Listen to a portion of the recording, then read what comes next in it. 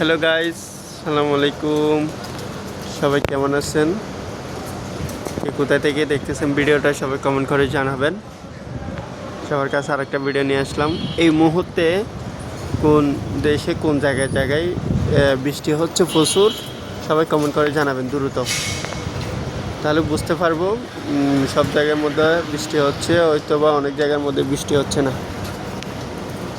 এই ভিডিওটা সে কারণে আপনাদেরকে উপহার দেওয়া, সবাই জানাবেন। দেখুন মেঘটা অনেক গভীরতা এবং অনেক কষ্ট নিয়ে এমন মনে হচ্ছে মেঘটা কালো হয়ে আছে, তার কষ্ট জমানো সবগুলা এখন শেষ করে ফেলবে,